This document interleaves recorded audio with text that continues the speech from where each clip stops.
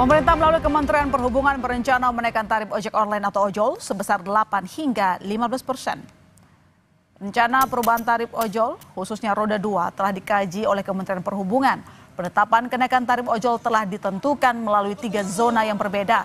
Langkah ini merupakan respons dari Kementerian Perhubungan dari tuntutan kenaikan tarif yang sebelumnya dilakukan oleh pengemudi ojek online pada Mei lalu. Dirjen Perhubungan Darat, Kementerian Perhubungan memastikan rencana kenaikan tarif telah disetujui oleh aplikator penyedia jasa ojek online.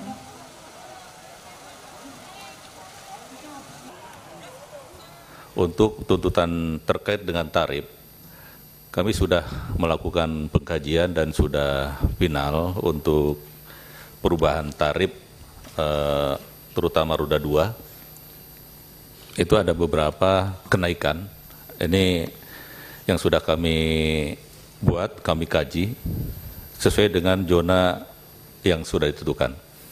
Bervariasi, kenaikan tersebut ada 15%, ada 8%, tergantung dari zona yang kita tentukan. Ada 3 zona, zona 1, zona 2, zona 3. Dan ini proses masih kami teruskan.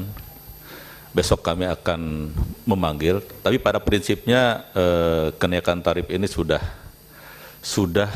disetujui, Pak, oleh aplikator.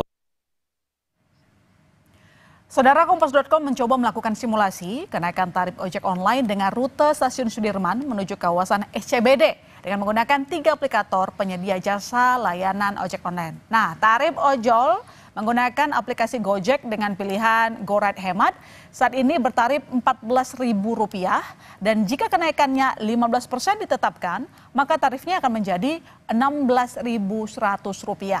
Harga yang tidak jauh berbeda juga berlaku dengan menggunakan aplikasi Grab. Dengan menggunakan pilihan layanan Bike Hemat, harga saat ini sebesar Rp14.000 dan setelah naik 15% menjadi Rp16.100. Untuk jasa aplikasi Maxim, dengan menggunakan layanan Bike sangat hemat, harga saat ini sebesar Rp13.700 dan ketika sudah naik 15%, maka tarifnya menjadi Rp15.800. Beragam respons muncul dari pengemudi ojol. Ada yang setuju dengan keputusan kenaikan tarif ojol tersebut, namun mereka meminta agar potongan biaya kepada aplikator ikut diturunkan. Sementara pengemudi ojol lainnya menyatakan tidak setuju dengan rencana kenaikan tarif ojol sebesar 8 hingga 15%. Mereka khawatir penumpang akan jauh lebih sepi karena harga yang naik. Setuju sih. Kenapa? Karena kan itu bisa buat naikin pendapatan kita juga kan, kayak gitu. Sama kalau misalkan itu juga dari yang kayak potongan atau segala macam itu bisa ngebantu banget lah buat kita juga gitu. Kurang setuju sih, Bang, sebenarnya. Ya takutnya penumpang jadi lebih merasa kemahalan harganya kan. Udah gitu pasti pesaing-pesaing banyak, Bang. Nggak mungkin kita doang kan. Jadi itu kemungkinan bisa lebih sulit dapat orderan, bisa efek jadi anyep, sepi. Ya kalau saya sih setuju aja ya. Kita kembalikan lagi ke pelanggannya aja gitu. Dan juga kita namanya pelanggan kan, apalagi ini sekarang banyak aplikasi, ya kan. Dan juga itu ya tinggal kembalikan lagi ke pelanggan. Kalau untung dibilang untung sih ya untung ya, cuman ya kita minta ya potongannya aja sih, yang lebih dikurangin lebih dari 30-40% aja.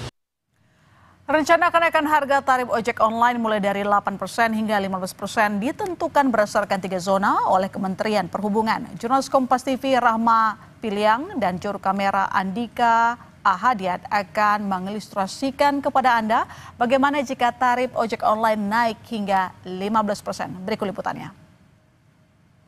Saudara, pemerintah berencana menaikkan tarif ojol sebesar 15%. Nah, ini harapannya untuk menaikkan kesejahteraan pengemudi ojol.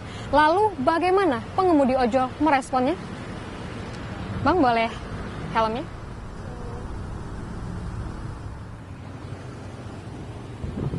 Kenaikan tarif ojek online menjadi salah satu angin segar bagi para pengemudi ojek online. Kenaikan ojek online mulai dari 8% hingga 15% diharapkan bisa meningkatkan kesejahteraan para pengemudi.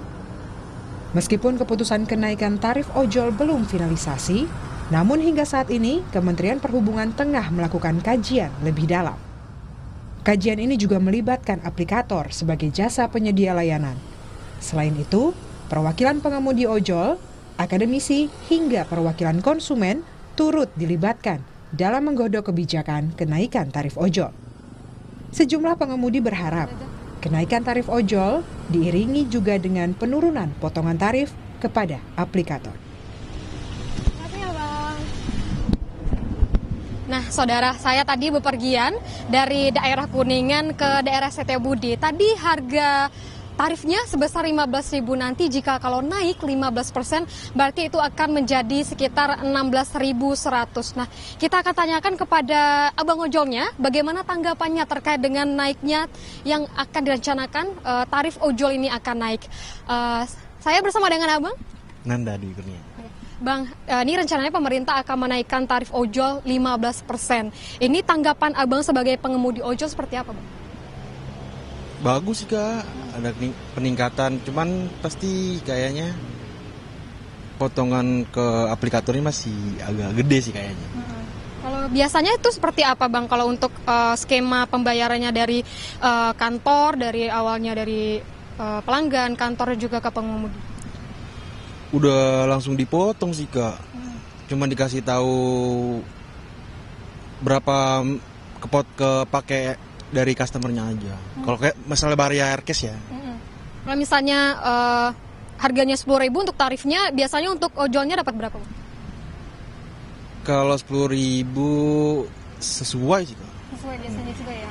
Berarti kalau misalnya tanggapan abang, kalau misalnya 15% ini naik, apakah menurut abang akan ada? Ya, saat ini kita sudah bergabung dengan Igun Wicaksono selaku Ketua Umum Asosiasi Pengemudi Ojol Garda Indonesia melalui sambungan Zoom. Selamat malam, Pak Igun. Selamat malam.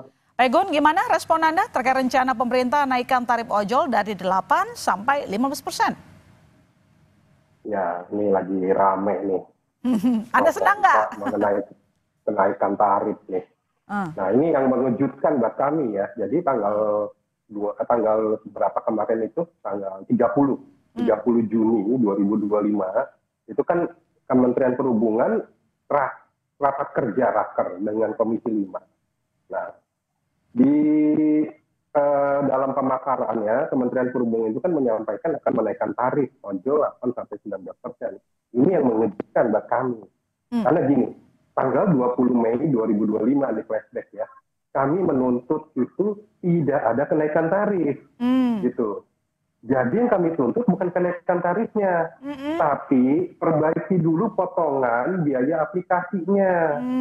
Nah, ini dibuat blunder ya. Kami melihat dibuat blunder sendiri oleh Kementerian Perhubungan bahwa tuntutan kami A dibuatnya B, tuntutan kami potongan 10%, tapi ditentukannya tarif. Gitu, dinaikkan tarif itu sampai 15%.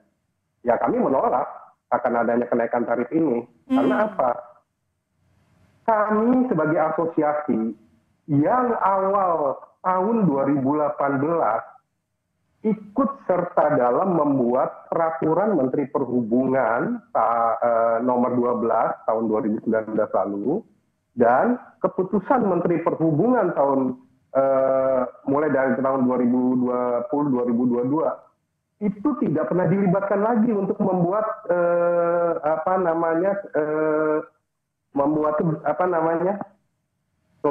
suatu kajian.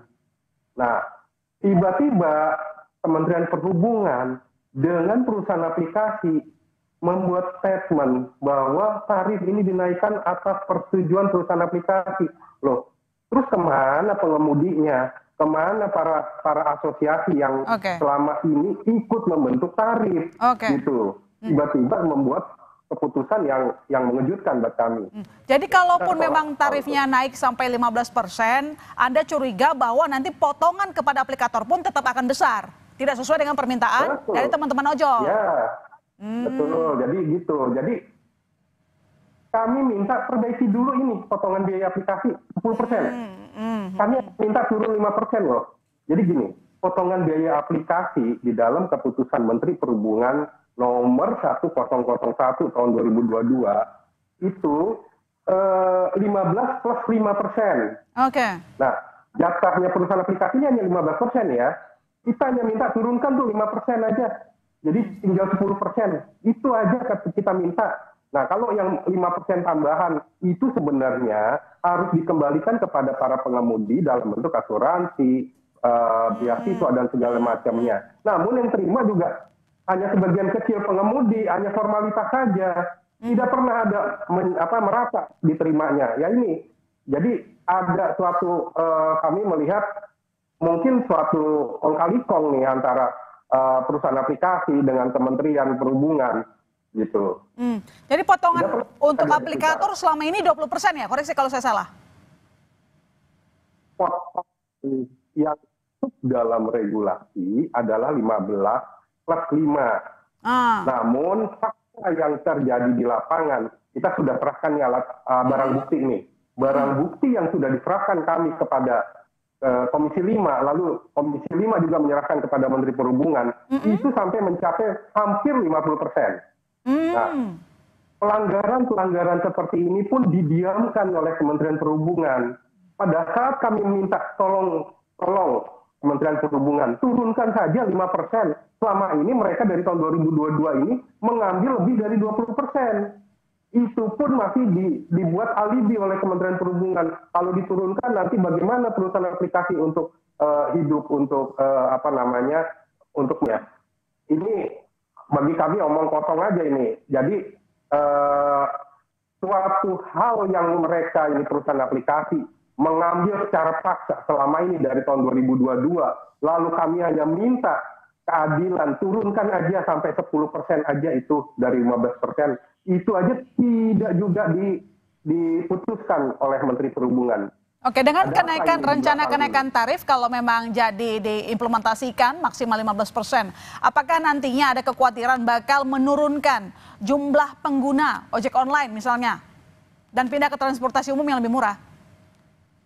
Ya, kami kan tidak pernah diajak nih berdiskusi atau membuat kajian. Ini statement sepihak aja dari Kementerian Perhubungan bahwa mereka sudah membuat kajian, udah final. Loh, kajian dengan siapa? Buktinya kajian dengan perusahaan aplikasi aja, berduaan aja.